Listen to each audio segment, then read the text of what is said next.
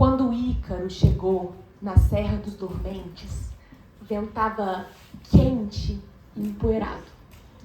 Depois de ter subido tudo, ele estava com calor, mas ele estava obstinado. Ele sabia o que ele precisava fazer. Na palma da mão dele estava claro um nome: Juventino Barbosa. E ele nessa vila já chegou perguntando para as pessoas se elas conheciam o tal do Juventino Barbosa. E ele foi recebido por um silêncio ressabiado, que era assim um silêncio porque as pessoas pareciam todas muito desconfiadas, mas era também um silêncio daquele vazio, do não saber. Porque as poucas pessoas que respondiam para ele, respondiam assim. Ele perguntava: Juventino Barbosa, você conhece? Era isso. Era sempre um não. Ele ia perguntando e ou ele não obtinha resposta ou a resposta era um não. Mas o silêncio, ele era assaltado por um barulhinho. Um barulhinho assim insistente que desde que ele chegou lá ficava batendo. É um barulhinho que todos vocês que estão me ouvindo conhecem bem. É aquele brum, brum, brum, sabe? Era o celular dele. A esposa não parava de ligar. Ligava o tempo todo. Em um determinado momento ele achou que tinha que atender. E quando ele atendeu, ela estava desesperada. Ícaro, onde você tá? Você saiu, não avisou nada. E o Ícaro respondia: meu bem, fique tranquila. Eu vou demorar no máximo 3 dias, eu já volto. 3 dias? Como assim? Onde você tá, Ícaro? Onde você tá? A nossa filha não para de chorar 1 minuto. E o Ícaro preocupadíssimo porque ele lembrava. Quando ele saiu, a filha dele estava ótima. Como assim? Ela tá com febre? Uma febre alta. A esposa já tinha levado no médico e ninguém sabia o que havia acontecido com ela. Então, ele respirou fundo e disse: meu bem, fique tranquila. Eu vou resolver rápido e eu volto. E quando eu voltar, você vai entender. Foi por você e por ela que eu precisei sair. Beleza. Desligou. Então, aquela vila que era bem pequenininha, tinha ali, né, as suas casas, tinha um bar, igreja, e ele passou em todos os lugares. Por 3 dias, ele esteve nesses lugares. E com o nome lá, na palma da mão.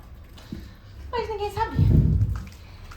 E aí, já foi dando aquele desespero misturado com raiva. E no 3º dia, ele já estava com tanta raiva que mesmo morrendo de sede, com aquele calor daquele lugar, ele cuspiu na mão e apagou. Eu não preciso mais dessa porcaria. Eu vou embora. E o 3º dia foi dando lugar, então, à 3ª noite. E ele foi descendo a serra, indo embora. E foi andando por uma estrada, e andando, que ele pôde perceber ali, ó, um homem com um chapéu. Era ele, o Juventino Barbosa. E aí ele já foi se aproximando com mais rapidez. Claro que ele ia reconhecer o Juventino Barbosa. Afinal, ele sonhou durante 3 noites com esse nome e lá estava o nome na palma da mão dele. Então, bom, na verdade, estava um pouco embaçado de cuspe, mas ainda dava para ver um pouco a manchinha. E ele se aproximou e disse: é você, não é, Juventino Barbosa? Sim, sou eu. É você que vai me mostrar onde está ela, a botija. Eu sonhei com uma botija carregada de moedas de ouro. É ela que vai fazer a vida da minha filha, a vida da minha esposa mudar, a minha vida mudar. E você vai mostrar onde ela está, não é? E aí eu fico rico, porque tá tudo certo. E o Juventino disse sim. Sim, fui eu que te mostrei isso tudo em sonho. E agora eu vou te mostrar onde está a botija. Você tem que vir até aqui. E era um lugar bem descampado, assim, que o Juventino apontou pro Ícaro. E falou: é bem aí. Aqui, você só precisa pegar essa pá cavar, e no fundo você vai encontrar a botija. Simples assim? Não, então tudo bem, eu já vou começar aqui, porque aí quanto mais rápido... Mas aí o Juventino alertou. Só tem um porém. Ele explicou pro Ícaro que, independente do que ele escutasse, ele não poderia, de maneira alguma, olhar para trás. É só isso. Cave sem olhar para trás, que você vai encontrar a botija com as moedas de ouro. Tudo bem, então tá. Eu vou escutar, mas tá. Então, o Ícaro se pegou aquilo que ele podia. Fez um sinal da cruz. E quando ele foi tirar a pá do ombro para começar a cavar, ele teve uma ideia. E se eu fechar os olhos? Aí eu me concentro mais e consigo cavar. E vocês que estão aqui testemunhando essa história, eu vou convidar vocês. Façam a mesma coisa. Talvez ajude vocês também nesse processo. Fechem os olhos e vamos acompanhar essa escavação. Vamos lá? De olhos fechados, vocês e o Ícaro, ele começou a cavar. E ele ia cavando naquele lugar que permanecia quente. E ele já ia começando a transpirar. Ele transpirava, ficava ofegante. E então, sedento. E sedento, ele ouviu o primeiro som.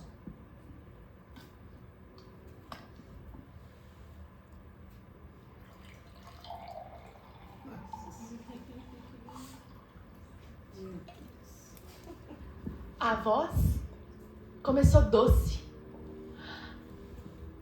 Ícaro, você não gostaria de um copo de água? É um copo de água fresquinha. Você só precisa olhar para trás, que eu te ofereço esse copo de água e sua sede vai embora de uma vez só. O Ícaro sentiu aquela vontade, aquela boca seca, mas ele não olhou para trás e continuou a cavar. A voz, então, começou a ficar sarcástica. Vai me dizer, então, que não tá com sede, não? Não tá querendo essa água fresquinha que eu tô te oferecendo? E então, a voz ficou perversa. Você sabe, vai morrer de sede e não vai encontrar nada. O Ícaro sentia o corpo dele todo estremecer. Mas ele ainda tinha muita força para cavar, porque ele também tinha muito desejo. E continuou a cavar, a cavar, a cavar. Foi então que ele ouviu. Era um coro de crianças. Só entra no céu, só entra no céu, quem for com as crianças, quem for com as crianças. O corpo do Ícaro era só arrepio. Ele arrepiava da ponta do dedão até a nuca. Um medo, uma sensação ruim. Mas ele continuou a cavar. E cavava. Cavava. E então, ele ouviu. Dessa vez, só uma criança. Um tom que ele reconheceria em qualquer lugar. Em qualquer volume. Papai, você foi embora e não se despediu de mim, papai. Eu sinto todo o meu corpo queimar, papai.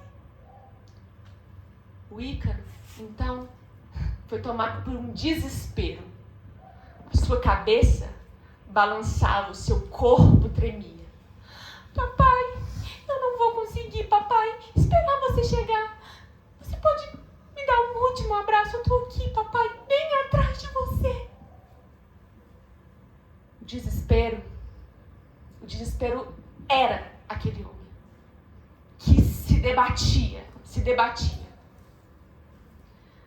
Mas ele sabia que ele tinha que continuar a cavar. Então o Ícaro cavou mais uma vez. Ícaro cavou 7 palmos. E quando ele olhou, o fundo, eu vou convidar vocês a olhar também. Abram os seus olhos. Vocês conseguem ver? Aqui, no fundo dessa cova, o Ícaro encontrou o seu próprio corpo. Lá estava, enterrado. Quando ele olhou para cima, Juventino Barbosa no seu chapéu. Eu não aguentei, né? Eu olhei. Você olhou. Eu fui fraco. Nesse nível? Perguntou o Ícaro. Fraco não. Talvez tenha sido essa a sua única nobreza. Quando eu estava no seu lugar aí há anos atrás, a minha mãezinha que morreu quando eu tinha 9 anos, também me chamou como eu pude. Eu também olhei. Eu te entendo. Mas a minha filha também morreu? O Ícaro perguntou. Claro. O Juventino Barbosa tranquilizou. A catapora. Amanhã pipoca, bolinha. E a febre passa, ela vai ficar bem. Tá. O Ícaro pensou então. Mas e quanto a mim? O que será de mim? E Juventino Barbosa explicou. Vai ser assim. Alguém sonhará com o seu nome durante 3 noites. Lá vai estar Ícaro. E então você saberá o que fazer.